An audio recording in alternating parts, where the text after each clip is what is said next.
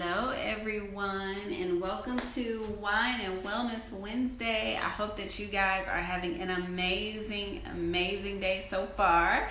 So of course I first want to toast to you. It is Wine and Wellness Wednesday. We made it through the day, so super excited to be here with you guys, and I hope that this is one of those sessions that you guys get a lot out of, okay? So unlike most weeks, I am out and I am in uniform because we are officially open again and open for business. I just finished a class today, so students are coming back in, clients are coming back in. We're super excited to have everybody back in the spa. And so I kind of want to talk to you guys about safety, sanitation, and then I kind of want to talk to you a little bit about cavitation machines and one of the mistakes that people are making very commonly when they're using the machine. So I hope that this is some helpful information for you guys. And then also, definitely, if you guys are listening to everything I'm talking about, you still have questions, send me the questions in the comments or send me the questions via DM and I will answer you as quickly as possible, okay? So one of the things that I wanted to talk about, and I think I talked about it last week, and I'm going to keep talking about it till I'm blue in the face, y'all. But now that we're open and seeing clients again, it is extremely important that each and every one of you guys take safety precautions to make sure that you stay safe, your clients stay safe, and then also making sure that you are doing an effective job in cleaning all of your tools. Everything that you touch and everything that your client touches and everything that a student touches, if you're teaching classes, they must be wiped down, guys. So first, when a client comes in, you guys should be doing temperature checks. You should have them wear masks. I don't even let a client in the door, right? Unless I'm wearing a mask, I check their temperature, I make them put on hand sanitizer, then they put on their mask. And I normally leave mine on throughout the session unless, it's if it's a long class, we kind of take turns. Like that client will wear their mask and we socially distance. And at a certain point, if they need to take a drink of water or something, I'll put my mask back on. But safety first, okay? If you're not abiding by the safety rules, there are being inspections done, TDLR. A lot of people are out right now looking for ways to fine you or shut you down. I just read a story about two salon therapists who had COVID, and within a 4-day time span, guys, 2 operators gave 140 people were affected by COVID through those 2 ladies, right? They were at like a salon park. And so those 2 ladies were positive and 140 people wound up getting sick because of those 2 ladies. And that ain't gonna be me. And the fact that they are able to track it down, like, okay, what did all these people have in common? Okay, everybody had these 2 people in common. Do you think that those 2 beauticians will ever work again? Probably not, because no one is going to trust that they know what they're doing, that they're being sanitary, right? So it's more important that you keep yourself safe, keep your clients safe, and that you run a reputable business. So guys, it's like $50 now for you to get one of those infrared. And as a matter of fact, I'm gonna grab it. Let me grab my stuff real quick, just so y'all can see. So literally, this when people walk in the door, this is what they see. It's an infrared temperature scanner. It is touchless. Then we have, so y'all can see up close. This is the Camellia Alise hand sanitizer. So look, they getting sprayed with hand sanitizer in their hand. They're getting their temperature checked, and they're putting on a mask when they get in. It's a lot easier for y'all to get masks now, for you to get these touchless temperature thermometers. So do what y'all need to do to stay safe and stay open, because believe me, if you're not doing what you're supposed to do and you get sick, or one of your clients gets sick, or a couple of your clients get sick, you will get shut down, okay? It's not a question. TDLR is not taking chances right now. They're trying to, help people get back to business, but they won't do it at the cost of public safety. So you guys don't take a chance, and then don't take a chance with your client or yourself's health. So do what y'all need to do to be safe, okay? So that's one. And then let's talk about sanitizing the cavitation machine, okay? So cavitation therapy and non-invasive laser liposuction is one of the main things that I teach, and it's one of the main things that we offer at our spa. Now, believe me, we do a whole lot of other services, but it's one of the more popular ones, right? So a lot of the mistakes that I'm seeing with students who are coming in who already own a machine, who may be, starting out their services, and then they come to me for training once they figure out, hey, you know what, I'm not as confident in what I'm doing. Can I come to you? Can I get a refresher course if they've been trained before, or if they're starting out and haven't been trained? So one of the things I'm going to tell you is, if you are not cleaning your screen, then you are leaving a bacteria minefield, okay? You need to be, every time you're touching your screen, whether it's a touch screen or not, if you're turning your machine on, the on-off switch needs to be clean. If you are touching the cavitation button, the vacuum button, radio frequency button, you're turning your power up and down. Any button that you are pressing on your machine, it needs to be wiped down. In addition to that, the cavitation head of your machine, not only the head of the machine, but the outer rim of the machine, the handle of the machine, the cords of the machine. All of that has to be wiped down, guys. Because think about it. You may have a machine and you're going back and forth.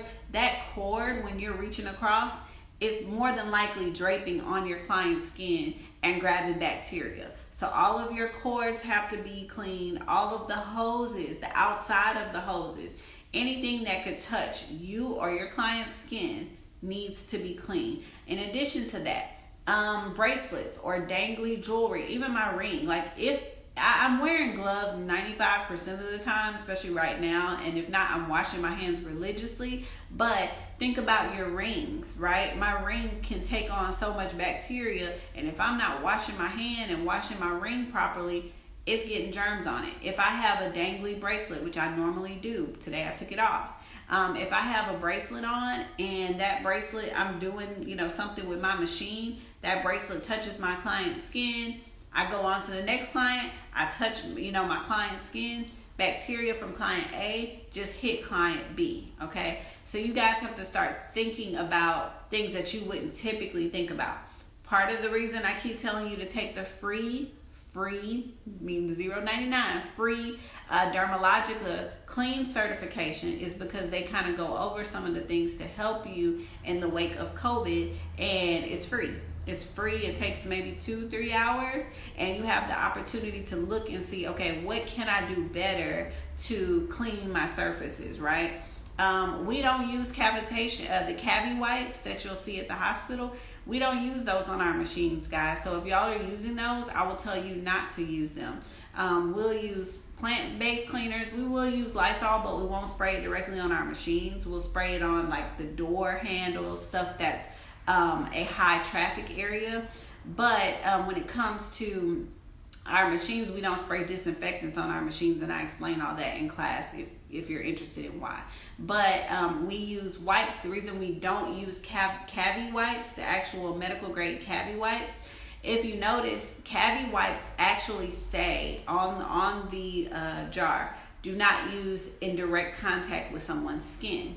Well, think about this. If you wipe your machine with it, you don't even give it time to dry because you're going on to the next client, and then you put it on your client's skin. Guess what? Your client's skin just absorbed all of those chemicals that you had on that wipe, okay? And those have been known to have carcinogenic properties, so we don't use them. So I really do recommend that you guys not use cavi wipes. We can discuss alternatives, and if you guys have questions about some of the alternatives, just DM me. Okay, so let me get on to the one thing y'all are probably waiting to hear about, right? And so that one thing is the number one mistake that you're making with cavitation services and the vacuum specifically. So there's two mistakes that I'm having to go back and work with a lot of students on. One, the first thing is, if you have a cavitation machine, I don't care what brand it is, and you have a vacuum tool, if you are using ultrasound gel with your vacuum, you are setting your vacuum up for failure, period. Your vacuum is not meant to handle ultrasound gel. It's not. If you notice, every vacuum has like a little itty bitty filter. The filter may look differently, but they all have a little filter. It's not meant to suck in ultrasound gel. You have to use oil. Now, I will never, ever, ever do any of these services on a client's skin dry. And you should neither. Never. Like, that's the number one rule I teach my students. Never, ever do any of these services on dry skin, because you can cause your client to hyperpigment, which means their skin can get darker. You can burn your client. Most of these are heat treatments. So there does need to be a protective layer on your client's skin, but it needs to be gel when you're doing cavitation, gel when you're doing radio frequency, and if you're doing the vacuum, it needs to be oil, okay? So that's one of the mistakes. So one of the mistakes is you're using ultrasound gel on the vacuum when you should not be. And if you are doing that, please stop today. I cannot even tell you guys how many times I have had a student or a spa owner come to me to buy a replacement vacuum hose, which we sell and keep in stock. So if you have already ruined a vacuum hose, call me. We keep replacements. You can pick them up same day, okay? But stop using ultrasound gel, okay? That's number one mistake. Number two, and this is the biggest mistake. If you are doing a vacuum treatment, okay, on a client, I don't care if you're doing it on the thighs, the stomach, whatever. If you're doing a vacuum treatment and you're doing this up and down, up and down, up and down with the client, you're doing yourself a disservice and you are doing your client one. A vacuum treatment is meant to transport broken down fat cells into the lymphatic system. In order to do that, you have to move your vacuum in a concentrated motion. That means one direction. Now, you got to take my class to get all the information, but here is a condensed version for the stomach, because most of you guys are doing stomach more than anything else, right? If you're doing the stomach, then you should be moving your vacuum in such a way that it's moving everything downwards towards the lymphatic system in the lymph nodes, okay? So that means that you should be moving your vacuum in a downward motion, down, down, never up. It should always be going concentrated motion downward, in and down, down, okay? Everything should be moving down. It's the same with the thighs. If you guys are doing this with your vacuum, all you're doing is doing a skin rolling and picking up a person's skin in different places and giving an uneven effect. It may look fine at first, but I guarantee you that if you're using a concentrated motion where you're just moving everything in one direction, your results are going to be 10 times better, okay? So obviously, this is the condensed version. We spend a lot of time talking about, we spend a lot of time in class talking about why you move this direction, why you move that direction, why you do this, why you do that. But I just thought it was super, super important to let you guys know that it does matter, right? The direction matters, okay? So if you guys have any questions about it, or want to learn more, please reach out to me. You know, I don't mind answering questions. I would rather you be safe than sorry. I would rather you give your clients amazing results, and I would rather you guys know what you're doing. You know, understand why you're doing what you're doing instead of just looking at YouTube videos and you know, trying to teach yourself the proper methodologies, right? So that's really all that I had for you guys for Wine and Wellness Wednesday. I am looking forward to coming back on next week. Guys, I have so many classes. Let me just say this. Right now, because we are only doing 1 to 2 people max. Right now, I'm only really doing 1. But we're only doing 1 to 2 people per class. So I'm having to add more classes. I have 5 classes this week, guys. Hello, Miss Francis. So I have 5 classes this week. I literally have a Saturday class. I had a Wednesday class. I have a Friday class, a Saturday, because I'm having to space everybody out. And that's okay. I am willing to accommodate everybody. So I have no issues with accommodating you guys, but I just want to make sure that you know and understand that we are busy. So if you're trying to get into class, you need to go ahead and book it so that we can accommodate you. But like I said, the most important things, guys, I just kind of talked to you. And for those of you who joined us a few minutes late on Facebook and IG, we just talked about the two biggest mistakes that people are making during vacuum therapy. The first one being using ultrasound gel with your vacuum. If you're doing it, please stop. You need to be using ultrasound gel with your cavitation and radio frequency services, but you need to be using oil with the vacuum. That's why you guys' hoses are clogging. That's why you're having to come to me for replacement parts for the vacuum. So please do not use ultrasound gel with that vacuum. You need to use a good oil. And if you need me to tell you what kinds of oils and all that, you're going to have to come to class or DM me and we'll talk about it. So that's one. The second one is the concentrated motion with the vacuum. Like I said, if you're using your vacuum and you're going up and down, up and down, up and down, you're not going to get as good results. Everything for the vacuum is to move everything towards the lymphatic system. So if you're doing a vacuum on the stomach, it needs to be concentrated motion in and down. Everything needs to be down. If you're doing it on the back of the thighs, everything needs to go in the same direction so that you're smoothing out the surface of the skin and you're doing it all in one way. If you're going up and down with that suction rolling, yes, it is a skin rolling, but it's just picking it up in different areas. You're not even getting a smoother result. You need to be moving that tool in one direction the whole entire time.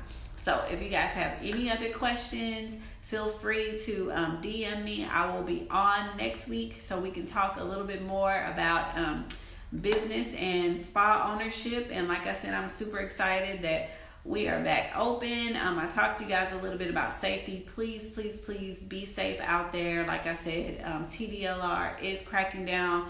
I've seen some businesses be fined. And like I said, between two hairstylists gave, I wound up being 140 people COVID within a 4-day period because one person spread to the next, spread to the next, and spread to the next. So like I said, these guys are a lot easier to get than you think. It's touchless, it's easy. Please get you one. Make sure that you're doing the temperature checks for your clients. Make sure you're wearing your mask. Make sure that you're doing everything that you need to do to keep yourself safe, your clients safe as well. And then if you guys have any other questions about the vacuum therapy, and of course, like I said, why I told you need to move in certain directions, why you need to move, use gel with cavitation and radio frequency, but oil with the vacuum. If you have any questions about those things, DM me and I will answer those questions for you. So thanks for tuning in, and I will talk to you guys later next week or this week. We'll see.